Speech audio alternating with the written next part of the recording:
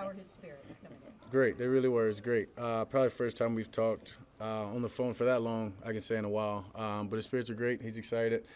Obviously excited for him. Yeah, it'd be good to see him. How meaningful is that relationship to you? And is there any favorite story? I'm sure there are a lot of stories, but any story you can share just kind of show. No shareable stories. But yeah, man, that's it's like a little brother. Best friend, obviously. Came into this thing together. Grew on the field, off the field. It was awesome. Honestly, it was awesome. Obviously, it was unfortunate him to go play for another team, but it's part of this business. We learned that pretty quick, and then seeing it when obviously we had to depart, he departed. It's part of it, but happy for him, always pulling for him, and he's doing well. Excited for him. Will you see him before the game? Before the game, I doubt it. Before? I don't know. I don't know necessarily their plans. Think they stand in Las Colinas. I don't know. I'll be at the house. Who knows? if he rolls through. He might roll through. How did that hit you when you found out he was being released? I mean, it was time ago, actually, and Zeke told me. Zeke actually called and told me, I guess, a few days before it actually happened, and so just giving me a heads up. And in that sense, it was just business, talking about different scenarios for him, different ways to approach before they released him or how they released him, and it was just talks of brothers, really. A lot of great moments with Zeke on the field, kettle hop, hurdles. What's your favorite on the field play that you've seen from Zeke, or on the field thing that made you say, wow? Yeah, so many. I'd say probably him jumping over guys, just clearing them, not changing his stride. One of the greatest plays that never is going to be shown fully is him jumping over the guy in Philly and then tripping over his own feet. That's probably the greatest moment and just even time that I'll never forget it, because it would still be playing and will always be playing. If he would have scored, it would live forever. But because he didn't score, it's just something that we can laugh and talk about. But, just his ability to be able to do that, getting an open field. I think about a couple of screens against Pittsburgh my rookie year. Then the second year against the Niners on the same screen, same play. Just a bunch of different plays. A great catch against Green Bay on the sideline, on our sideline year 2 or 3. Year 3, I think it was. So many great plays. Over the shoulder catch in Detroit to go win that game late in the year, or late in the game in a 2-minute drive, a play that he was always asking for. I get that one-on-one, give it to me. So a lot of great moments. Dak, you came in as a 4th-round pick, him a 1st-round pick. How important was that progression and having that friend on and off the field for your growth as a quarterback? Yeah, it was huge, and I think probably more so than anything, he didn't have a license at that time, and I had a car, and so I think that kind of forced our relationship to grow. And so, but then just from there, it wasn't about where we got picked. Obviously, any quarterback, running back coming in the same class, they're just going to kind of naturally bond. Being able to learn the offense together, spend time together, get reps together. And then ultimately, when I got a chance to play, I just made it that much greater. He didn't have a license? Yeah, I don't think so.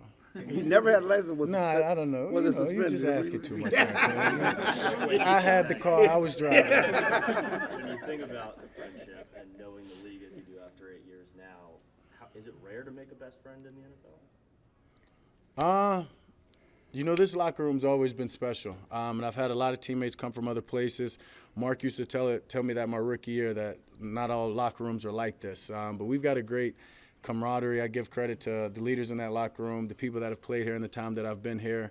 That I don't think it's hard. Obviously the relationship me and Zeke have is different. Came in together, played on this team 7 years strong, on and off the field together. That relationship had a little bit more time invested, I guess you can say. But there's a lot of guys in that locker room that our relationship will go well beyond these walls and the football field. Dak, he always ran really hard, really tough. You expect that and even more in this game, but he said it's going to be emotional. Were you expecting his best? Hell yeah! I expect Zeke's best every time he gets on the field. that just comes from the friendship we have, the standard of each other, and he said it's going to be emotional. I can't imagine that he doesn't come in and run just a little bit harder maybe than he naturally does, knowing the trash talk that we all just kind of naturally do over the years, but then getting to play against the guys that you've trash talked for years. I'm sure. I'm sure. The last couple of years, you've had close friends lead this team. Lyle Collins with Cincinnati, and now Zeke. How have you been able to, deal with the fact that, hey, I got guys who I'm close with and they're gone now? It's part of it. At the end of the day, this is a business. I'm blessed that I was able to create those relationships because of this game. So it's really just being thankful for the time that we've had together to create that friendship, to create that bond. As I said, knowing that none of us get to play this game for forever. So, I mean, it's got to end at some point, whether it ends with you retiring, whether it ends with you trading, changing teams, whatever it may be. Just blessed for the time that we've had, the relationship that we've got to create. And as I said, no, it'll go well beyond our time playing. So, fortunate. And Patriots question, what do you appreciate most in going against a Bill Belichick defense? Yeah, just a team that's going to make you play your absolute best, play beyond your strengths. They're going to try to take your strengths away, and always fundamentally sound. They're going after the ball. Tough challenge. I mean, how many times I played them? Three times, I guess. 1 and 2 against them. Knowing every time was a dogfight. And the last one going in overtime, obviously. Expect nothing different. I'm excited for the matchup. Know that those guys are, as I said, fundamentally sound. They're going to disguise, going to give you tough looks, going to make you play your best. So it's always fun. Mike said you guys would emphasize working on improving red zone production this week. What form has that taken, and what's the level of concern about it? Yeah, I mean, it's hard to say concern. I mean, obviously that's our focus and attention. But when you have time and you can get better, you're not necessarily you don't think that you can't do that. So we know we can do that. We know we can overcome these things. Change the way that we attack a little bit. And the way the forms has happened is just maybe a few more plays, another little set of plays out there at practice. I'm sure we'll hit it again for the day's over. And obviously we've got a few more days to go in preparation that we'll emphasize on it a little bit. But just kind of getting the things that we went back to in camp and are comfortable with, and then simple matchups. Have you ever had another play that kind of exemplifies the highs and lows of the position in that pass to win in overtime against New England and then injuring yourself on the same play? Yeah, tough one. Especially with him being as wide open as he was, going into that game knowing I was dealing with something, made it all the way through until that came down from that pass. That was a crazy play. So that probably can sum it up of just every moment, every play, everything you can't take for granted. You can throw a touchdown pass and then be out because of the next game on that same rep. So that's why I don't take a moment for granted. Hold up. You was hurt before the game? No, I wasn't hurt before the game. I knew it was tight. Being tight and hurt. This is breaking different. news. That's not the first time you realize. Yeah.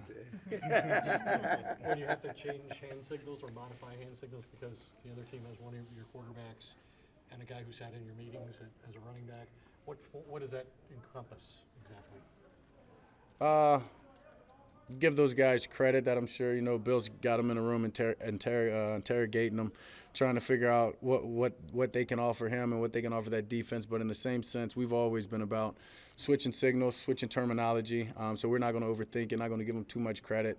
You do have to understand that is a potential. But as I said, we naturally do that anyways. On the same sense of that, is there an advantage that you guys have with being able to maybe throw them off a little bit?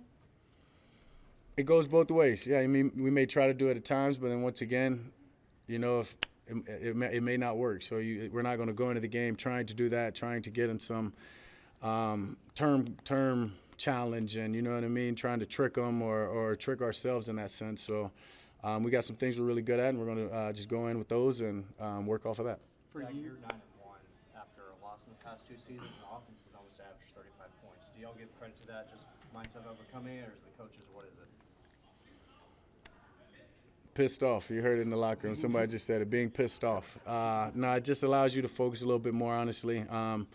Nobody likes to lose. Nobody likes to lose, especially in a game that you expect to win. Forget the media, whatever. It's not you guys, but forget whatever your lines are and whatever y'all say. Nobody wants to lose, but we understand how tough it is in this league. And so even after a loss, you come in and, you reset a little bit, humbled a little bit, and it just allows you to focus a little bit more. And I think that's just credit to these guys in this locker room, to these coaches of blocking out the outside noise and understanding that what's really important is just this day right in front of us and preparing there. How pissed off are you about that loss, this team, this locker room? I mean, you've had losses in the past, but I don't know. I was pissed off. I mean, I'm always pissed off. I'm always pissed off after a loss. I don't know if we can rate my different levels of pissed offness. But, yeah, it sucks. It really does. you don't do anything, you know what I'm saying, with the idea of losing or thinking you're going to lose, and until that last second, you know what I mean? It's not really a reality in your head, and so yeah, we're pissed off. Dak, you came into the league with Travis Frederick at center. I remember when he was gone, you talked about the adjustments you had to make with another guy. When Tyler goes out and someone else has to pop in, how much of that is pre-snap and all these adjustments that you have to make on your end as well? You know what I mean? I credit Brock. Had a hell of a game, Brock Hoffman, and it's credit to him. That's credit to the coaching staff, and I don't really want any credit for the way that he played, because that's him doing his job throughout camp and preparing the right way all the way through that. It wasn't much of a communication difference, to be honest with you. He was on all of his calls. He does a great job of communicating, making sure, hey, you good with that? Is that what you want? So that goes way back to the spring of him taking those reps, taking his reps serious, and making sure that when he got his number called, he was going to be ready to go, and he damn sure was. Last one. Can you take any confidence from the success you're able to have against Bill's defense a couple years ago, or is it just too much change? No, I mean, I can't say that it's too much change. A lot of players, 20 or so players still on that roster, about the same amount of number here, understanding that what they've done is kind of who they are over these past decade or more, I guess you can say. No, there's a lot of things you can go back to that game. We can pull from this game and get confidence, not only myself, the receivers, the line, everybody. All right, thanks. Thank y'all. Thank you, man. Appreciate it.